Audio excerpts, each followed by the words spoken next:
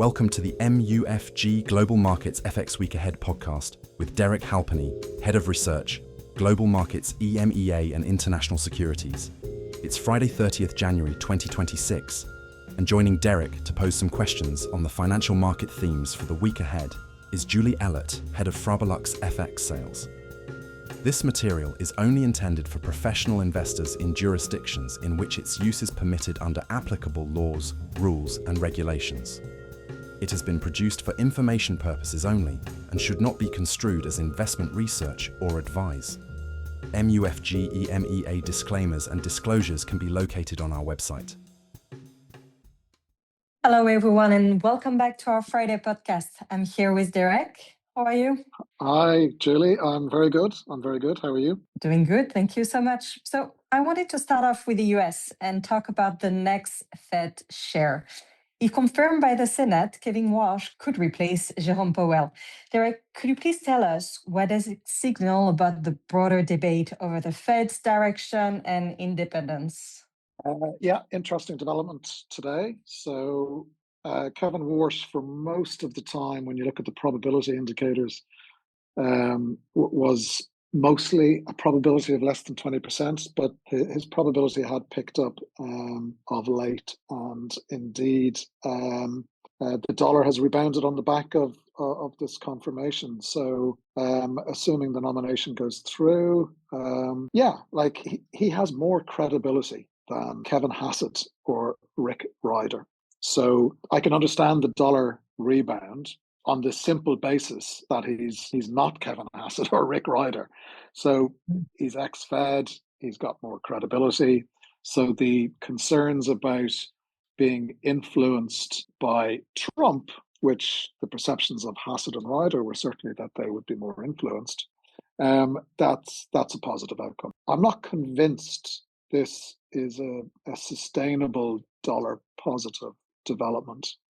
Like the last time Kevin Warsh spoke was in July of last year, publicly spoke, and he was pretty clear, and it's well known that he wants rate cuts, and that was what he was calling for. Now, of course, we've had a number of cuts since those public comments in July of last year, but it's assumed certainly that he wants further cuts from where we are now.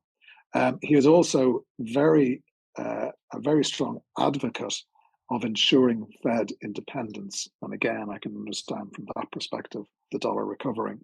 But if he, and in particular, he wants a smaller balance sheet.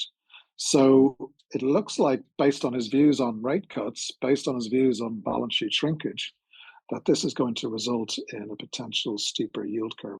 And certainly the general movement of the dollar in terms of the curve is when you get a steeper curve, you get a weaker dollar. And I think the most important thing in terms of the dollar going forward is the ability to cut rates.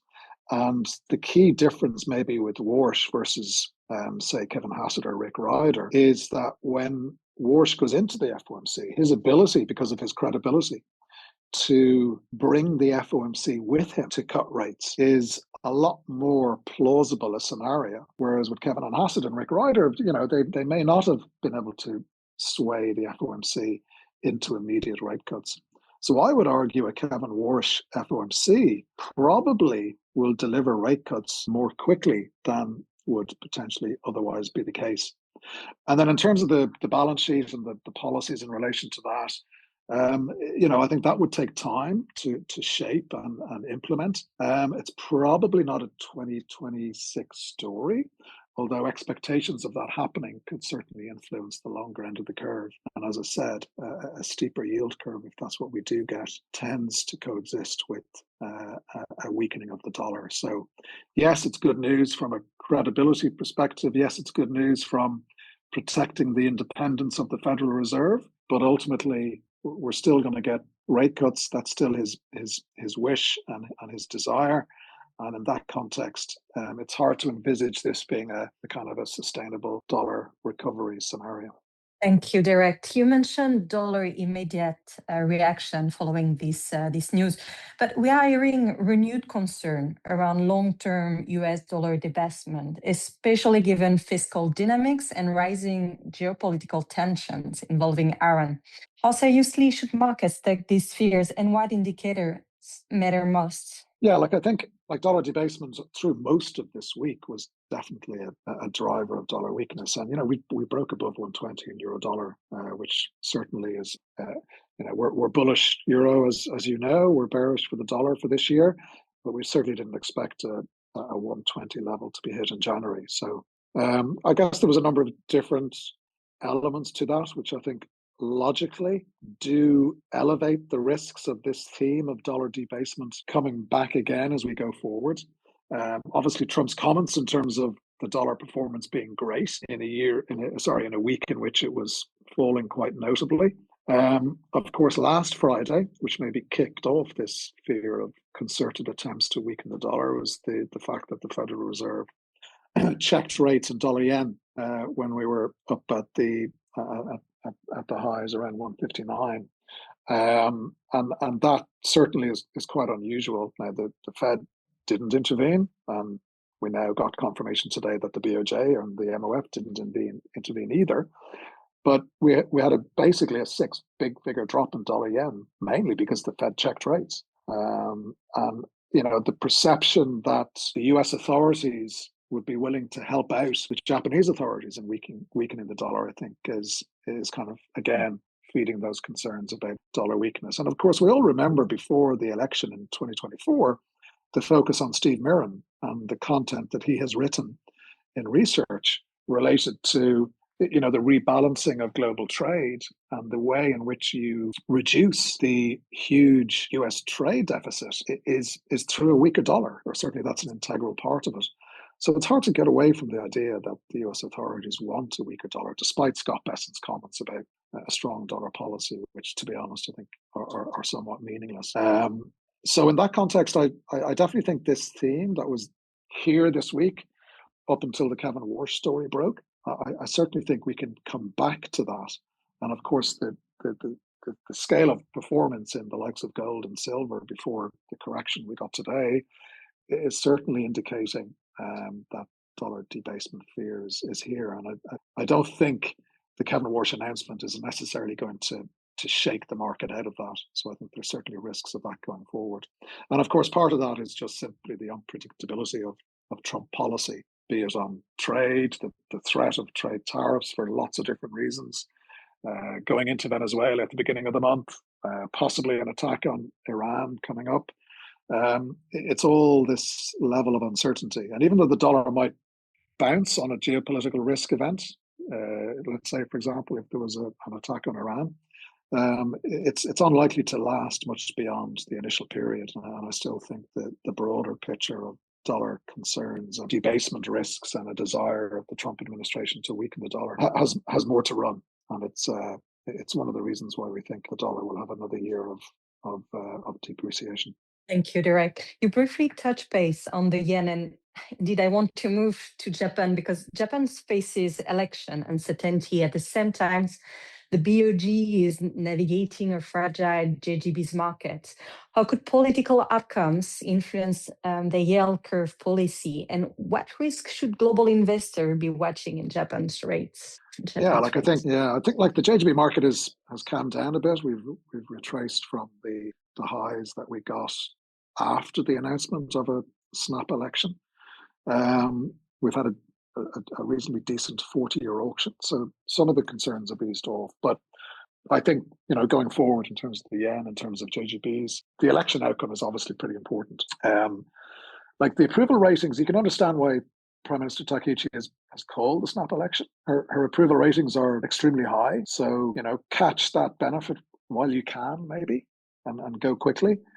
But it's not without its risks. Like, we've had an upper house election and a lower house election over the last 2 years. And the LDP has done poorly. And the cost of living crisis has made the LDP far less popular than it used to be. Now, the approval rating is very much related to Takaichi herself. And when you go to the polls, you could certainly question whether her specific approval ratings will translate into broader support, broader increased support for the LDP. The other dynamic is that New Komeito, which of course has been in coalition for many, many years, has basically switched sides and is now with the CDPJ, the opposition party. And although New Komeito has a relatively small number of seats, I think it's 38, it's in the 30s, I think. It has a relatively small number of seats. It still has, support across the country. And in many constituencies where there's a first past the post, those New Komeito supporters have supported the LDP. But that won't be the case in this election. So there's certainly a risk that the LDP could underperform the implied results based on Takaichi's approval rating. Certainly if she does poorly, but that's good for the JGB market because it reduces the risk of reflationary policies and fiscal expansion. And I think the simple way of looking at this is the better that Takaichi does and the LDP does, the greater the potential negative reaction for JGBs and the potential for renewed yen selling. And I think this is where the BOJ steps in. They may have to bring forward the timing of a potential rate hike. And it is interesting, the Fed checking rates, what will the US get in return for that? And I think that's an interesting question because, of course, Scott Bessent has complained about BOJ monetary policy as being the root cause of yen weakness. So the fact that the Fed checked rates on behalf of, basically helping out Japan, does that mean that some kind of deal has been done where maybe the BOJ is going to turn a bit more hawkish and they could start to play a bigger role in trying to, instigate some recovery in the yen? So I think near term, as I said, the better the LDP does, probably markets initially will price in greater reflationary risks. And with that, we get some renewed dollar yen buying. But if we get any sort of surprise poor result for the LDP, then I think we can probably see some further yen gains from here. But ultimately, the BOJ needs to step up and start to get the implied R* neutral policy rate. And they need to raise rates at least twice, if not 3 times, in order to get to that zone. And I think that's an important kind of condition for a more sustained recovery of the yen. Interesting time. Thank you so much for your time, Derek, and your insight for today. Thank you very much, Julie, and have a lovely weekend. Thank you. Thank you, everyone, for listening. Goodbye. Thank you for listening to this MUFG Global Markets podcast. Rate, review, and subscribe. Contact your MUFG sales rep for more information. Come back next week for more insights from the Global Markets Research team.